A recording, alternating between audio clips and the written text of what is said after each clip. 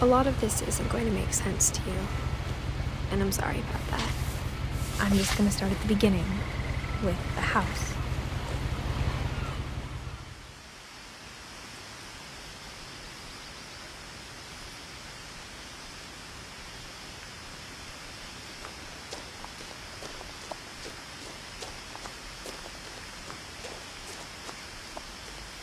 I lived here until I was 11, but I wasn't allowed inside half the rooms.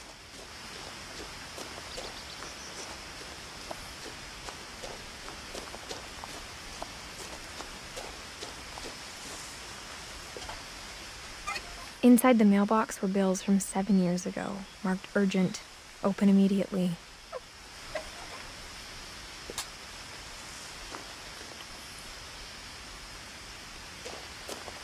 I hadn't been back since my brother Lewis's funeral.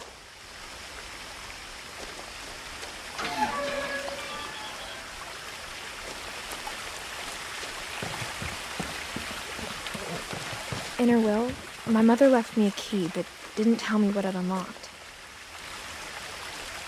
Maybe she thought I'd know, or she thought that the mystery would be enough to bring me back.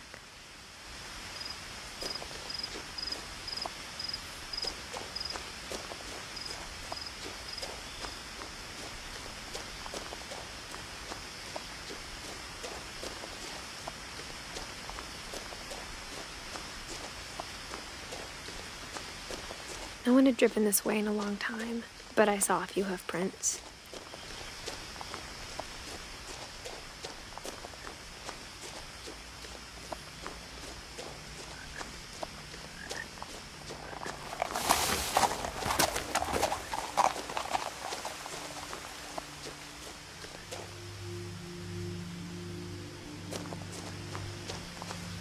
The truth is, even after I inherited the house, I never thought I'd come back to it. But now I had questions about my family that only the house knew the answers to.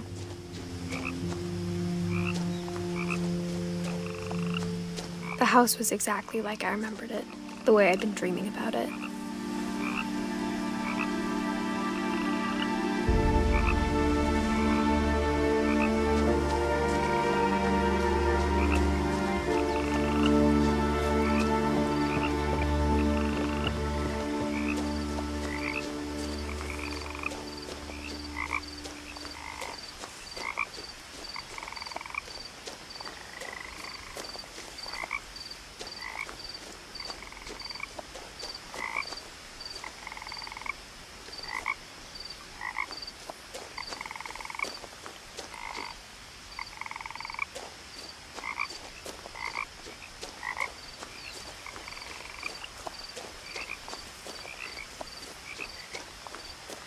As a child, the house made me uncomfortable in a way I couldn't put into words.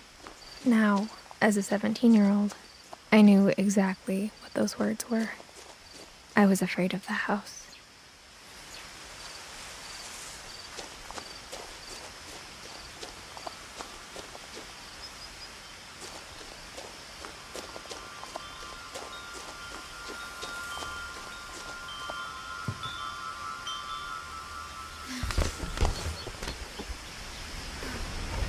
Crawling through the doggy door used to be a lot easier when I was 11.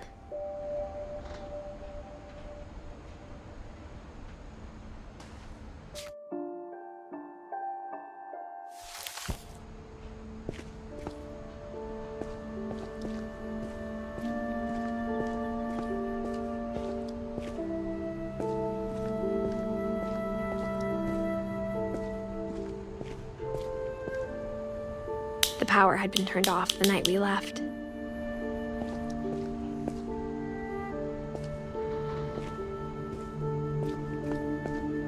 For the first time in years, I felt like I was home.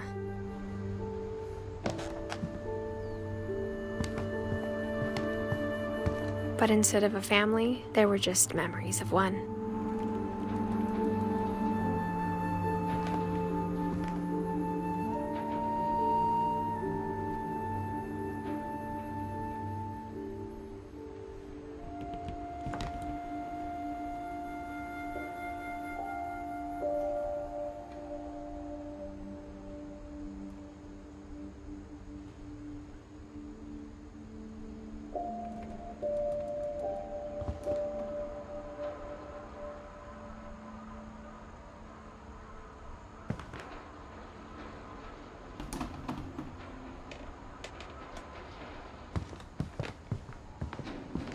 Like how only one restaurant would deliver to our house, so we had Chinese a lot.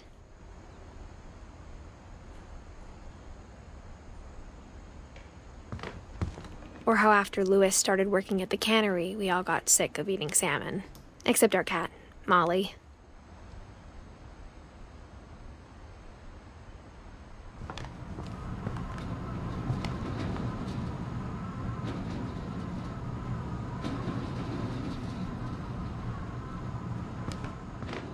Nothing in the house looked abnormal. There was just too much of it, like a smile with too many teeth.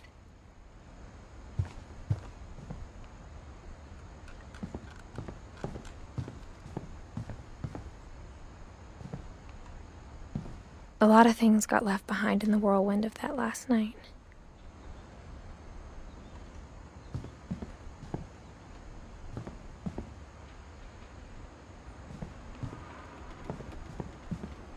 My mom wasn't much of an optimist, but she never stopped believing that my brother Milton was alive.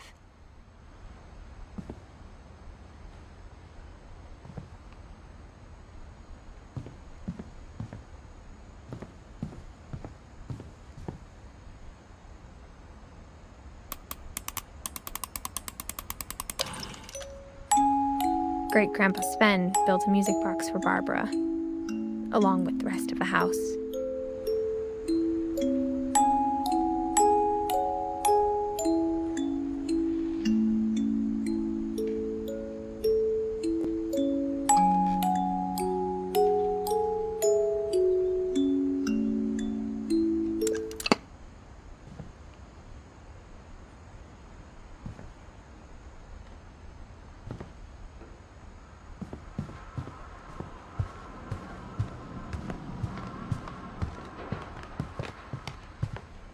The table was still a wreck from the night we left.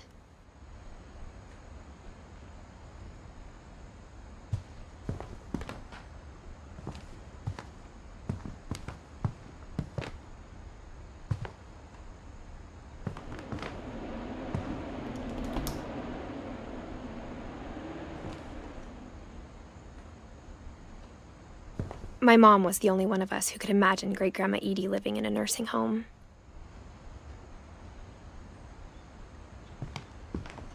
It was like a bomb had gone off, killing everyone but sparing the furniture.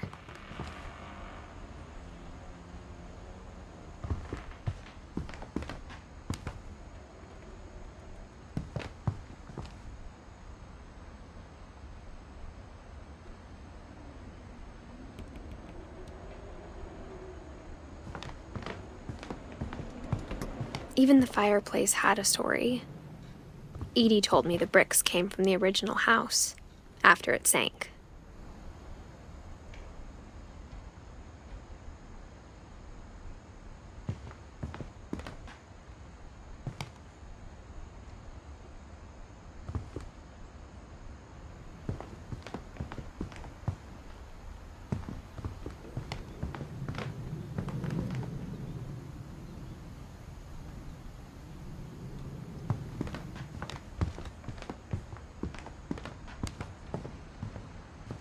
Mom always told me to stay out of the basement, so I wasn't too surprised when the key didn't fit.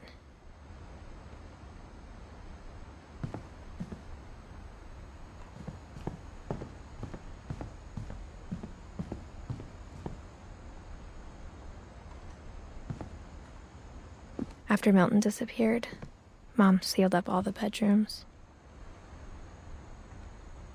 Then Edie retaliated and drilled peepholes.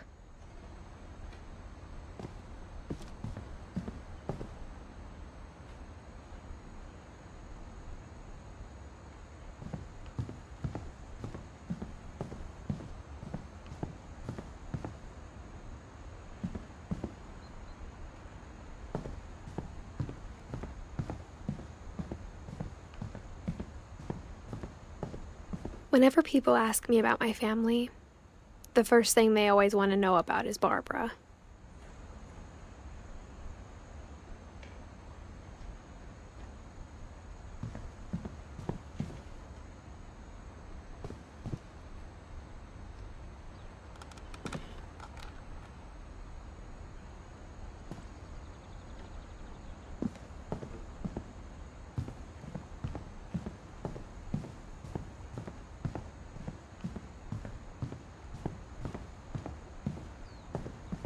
I spent a lot of time playing in Great Uncle Walter's room. I think my mom sometimes regretted not sealing it up.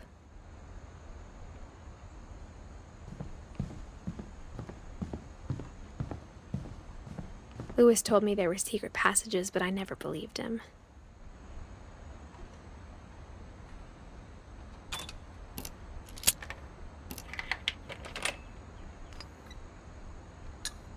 Turns out, my mom was really good at keeping secrets.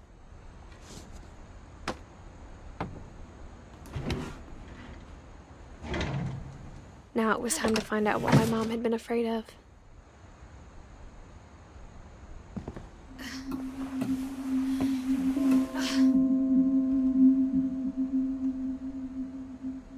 From the paintings on the wall, it was clear my brother Milton had been here before me. Reading this, maybe it sounds like I had a plan. But I had no idea what was behind that door.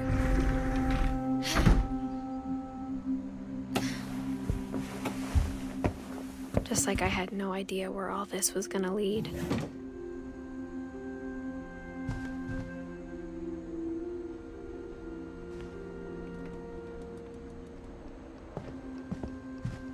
I grew up looking at Molly's room through the peephole. Molly's gerbil had a tiny bedroom with its own even tinier gerbil cage.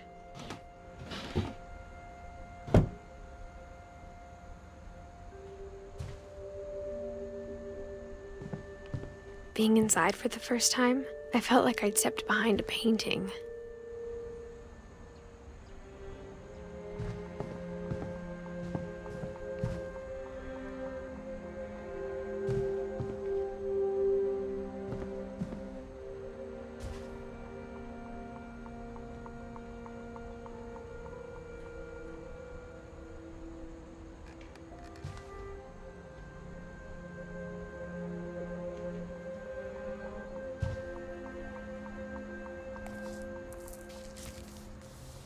December 13th, 1947.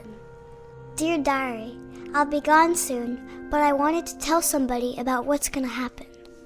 It started when Mom sent me to bed without dinner.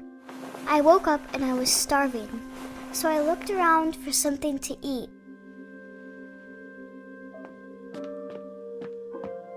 The gerbil food was dry, but I didn't mind it.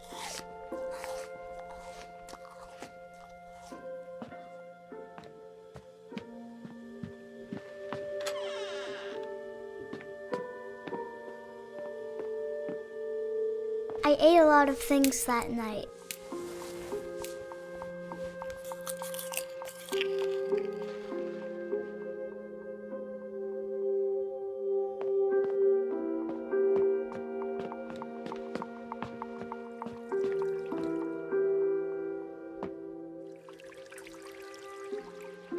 I thought about eating Christopher, but I held back.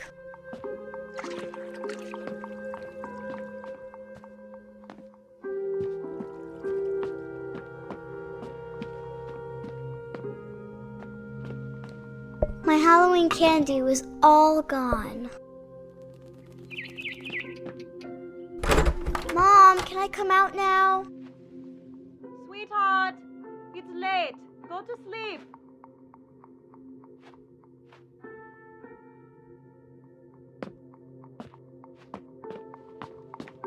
Then I heard chirping outside my window. It was a barn swallow going back to her nest. I reached out for her.